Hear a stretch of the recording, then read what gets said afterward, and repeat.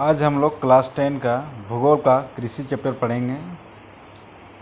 हम जानेंगे कि कृषि है क्या, कृषि कितने प्रकार से होती है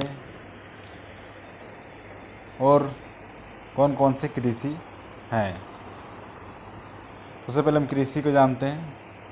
तो कृषि एक प्राथमिक क्रिया है जो हमारे लिए अधिकांश खाद्यान्न उत्पन्न करती है। खाद्यान्नों के अतिरिक्त यह विभिन्न उद्योगों के लिए कच्चा माल भी पैदा करती है। इसके अतिरिक्त कुछ उत्पादों जैसे चाय, कॉफ़ी, मसाले इत्यादि का भी निर्यात करती है।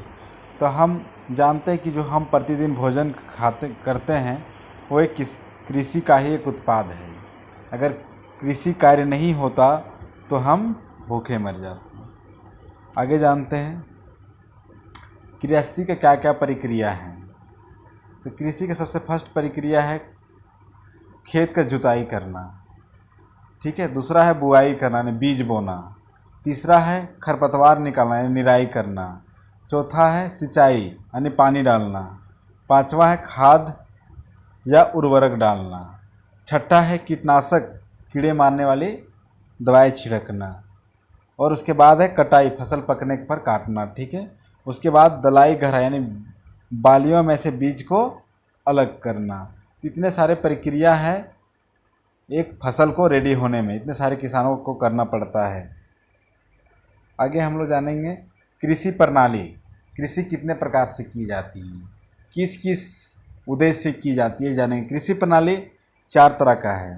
पहला निर्वाह कृषि, दूसरा है गहन कृषि, तीसरा है वाणिज्य कृषि, चौथा है रोपण कृषि।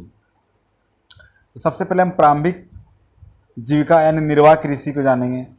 तो ऐसी कृषि प्रणाली जिसमें किसान अपने परिवार का पोषण करने के लिए उत्पाद करता है, इसे परंपरागत कृषि उपकरणों तथा तरीकों का प्रयोग किया जाता है, निर्वाह कृषि कहलाता है।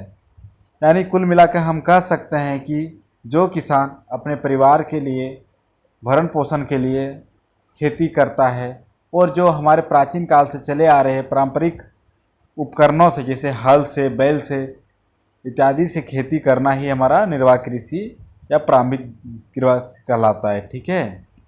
आगे हम लोग देखते हैं कर्तन दहन प्रणाली या स्थानांतरित कृषि, ठीक है।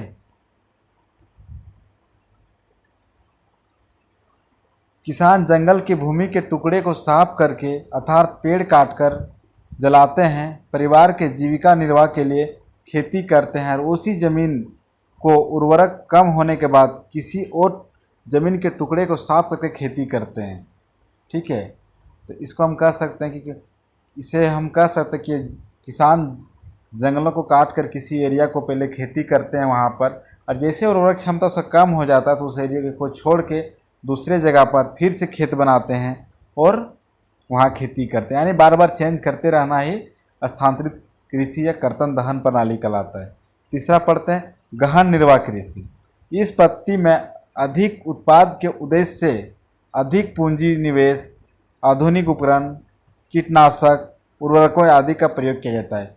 इस पद्धति में अधिक उत्पादन के लिए किसान क्या करता है, अधिक पूंजी निवेश करता है, आधुनिक उपकरण, ट्रैक्टर, अच्छे नए नए मशीनों का प्रयोग करता है, कीटनाशक दवाइयाँ प्रयोग करता है और उर्वरक का प्रयोग करता है। इस तरह कृषि को हम गहन कृषि कहते हैं, ठीक है।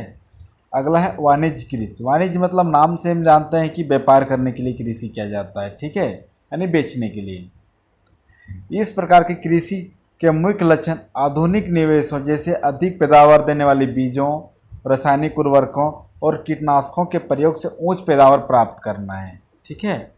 इसी में एक और पॉइंट है, कृषि के वाणिज्यीकरण का स्तर विभिन्न प्रदेशों में अलग अलग है। उदाहरण के लिए हरियाणा और पंजाब में चावल वाणिज्य का एक फसल है, परंतु उड़ीसा में यह जीविका का फसल है।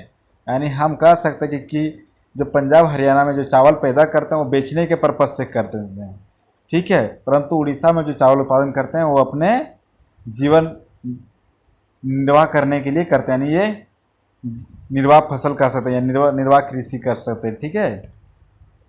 अगला है रोपण कृषि। एक प्रकार की वाणिज्य कृषि है या एक प्रकार की वाणिज्य कृषि है जिसमें विस्तृत क्षेत्र में एकल फसल बोई जाती है, जिसमें अत्यधिक पूंजी निवेश व श्रम का प्रयोग होता है। भारत में चाय, कॉफ़ी, रबड़, गन्ना, केला इत्यादि मुख्य रोपण फसलें, यानी एक तरह ये वाणिज्य फसल है जिसमें अगर कोई केला लगा रहा तो खाली केला ही लगाता है, अगर नारियल लगा रहा तो उस एरिया में खाली नारियल ही लगाता है। इस तरह कृषि को हम रोपण कृषि कहते हैं, यह बृहद क्षेत्र में होता है। ठीक है, आगे पढ़ेंगे कृषि ऋतुएं। हम 4 तरह का कृषि देख लिए,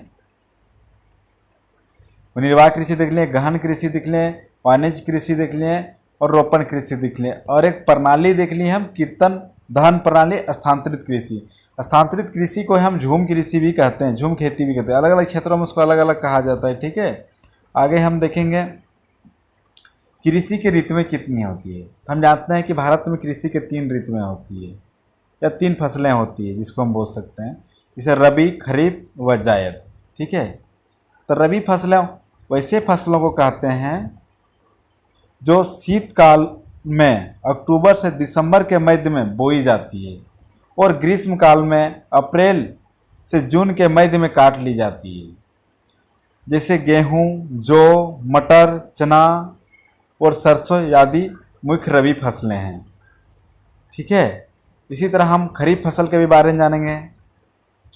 खरीफ फसलें देश के विभिन्न क्षेत्रों में मानसून के आगमन के साथ, मानसून का आगमन जून जुलाई में बोई जाती है और सितंबर अक्टूबर में काट ली जाती है। खरीफ ऋतु की मुख्य फसलें चावल, मक्का, ज्वार, बाजरा, अरहर, मूंग, उड़द, कपास, जूट, मूंगफली और सोयाबीन है। ठीक है, आगे हम पढ़ते हैं जायद फसल। रबी और खरीफ फसल ऋतुओं के बीच ग्रीष्म ऋतु में बोई जाने वाली फसल को जायद फसल कहा जाता है। जायद ऋतु में मुख्यतः तरबूजे, खरबूजे, खीरे, सब्जियां और चारों की फसलों की खेती की जाती है। गन्ने की फसल को तैयार होने में लगभग 1 वर्ष लग जाता है।